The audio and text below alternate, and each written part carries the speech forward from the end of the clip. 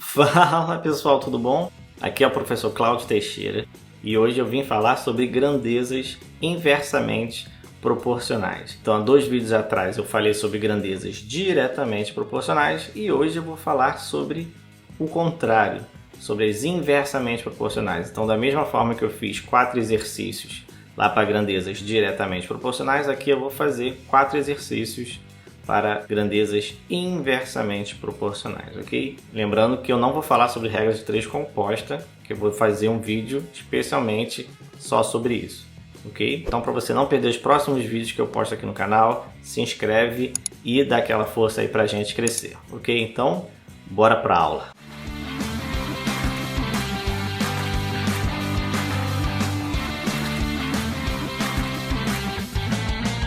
Então, pessoal, já aqui na aula, aproveita e deixa o seu like para você não esquecer.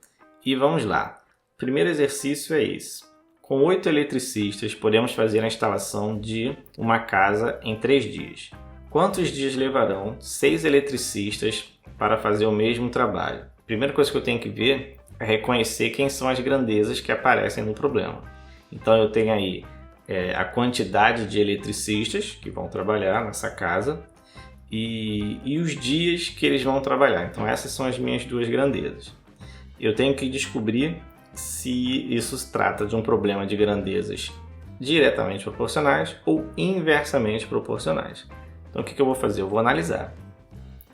Pensando ali no problema, sem olhar os dados que ele deu, mas sim nas grandezas, a gente tem eletricistas e os dias que eles vão trabalhar.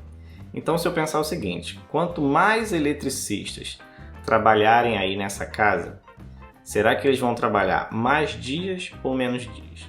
É claro que se eu tiver mais eletricistas trabalhando, eles vão terminar mais cedo o trabalho. Então eles vão trabalhar menos dias.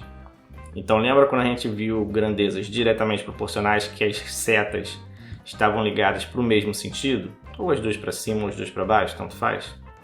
Aqui elas estão com sentidos contrários. Uma está para cima e outra está para baixo. Então é isso aí que diferencia de diretamente ou inversamente proporcionais. E o que isso vai diferenciar no exercício? Vamos ver, vamos botar os dados agora que o problema deu. Eu tenho aí 8 eletricistas, vão trabalhar por 3 dias.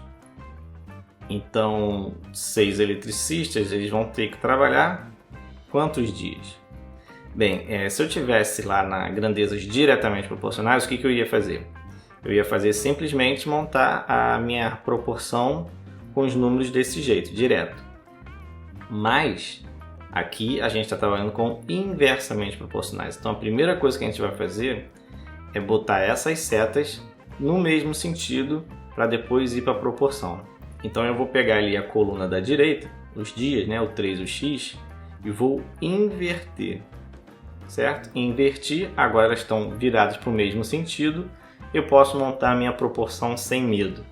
Então a minha proporção vai ficar 8 sobre 6 igual a x sobre 3. Então essa parte que a gente fazia indiretamente proporcionais está errada. Tá? Então primeiro eu tenho que inverter, botar as 2 setas no mesmo sentido para depois montar a proporção. E agora é multiplicar cruzado. Então 6 vezes x, 6x, 8 vezes 3 vai dar aí 24. E aí 24 dividido por 6 vai dar aí 4 dias. Então 6 eletricistas vão ter que trabalhar um dia a mais. 4 dias. Vamos para o segundo exercício. 30 operários constroem uma casa em 120 dias. Em quantos dias 40 operários construiriam essa mesma casa? Mesmo esquema. Vou pegar as 2 grandezas, operários e os dias trabalhados, e vou pensar. Quanto mais operários trabalhando nessa obra, eles vão demorar mais dias ou menos dias? Eles vão trabalhar menos dias, porque vai ter mais gente trabalhando. Então agora eu vou botar os dados do problema e depois eu vou botar as 2 setas no mesmo sentido. Então eu tenho aí 30 operários, vão trabalhar por 120 dias. Então 40 operários vão demorar quantos dias para terminar? Então a primeira coisa, eu vou inverter a coluna ali da direita. Então vai ficar x em cima, 120 embaixo. E agora eu posso montar minha proporção. 30 sobre 40 igual a x sobre 120. Posso cancelar o zero ali para simplificar a minha conta. vai ficar 3/4 igual a x sobre 20. Multiplicando cruzado, 4x igual a 360. 360 dividido por 4 vai me dar aí 90 dias. Então a gente tem que trabalhar um pouco menos. Certo? Faz sentido, porque eu vou ter mais operários trabalhando. No exercício 3, eu tenho o seguinte: os números 2, 3, y e 12 são inversamente proporcionais aos números x, 20, 12 e z. Quanto vale x, y e z? Lá no meu outro vídeo a gente viu que se eles fossem diretamente proporcionais, o que a gente ia fazer? A gente ia montar as razões com os números respectivamente, ou seja, a gente ia pegar os dois primeiros e iria ficar ali 2 sobre x. Os segundos, 3 sobre 20. Os terceiros, y sobre 12. E os últimos, 12 sobre z.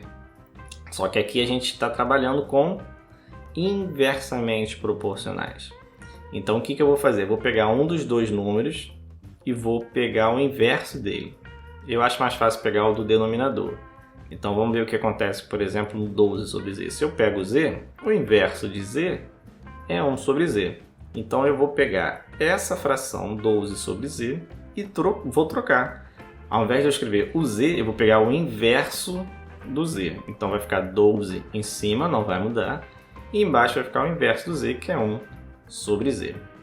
E ali, se você reparar, eu tenho uma divisão de frações.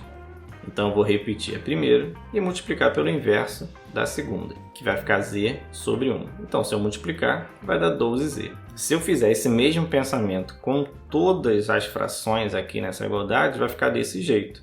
2 sobre o inverso de x, 3 sobre o inverso de 20, y sobre o inverso de 12 e 12 sobre o inverso de z.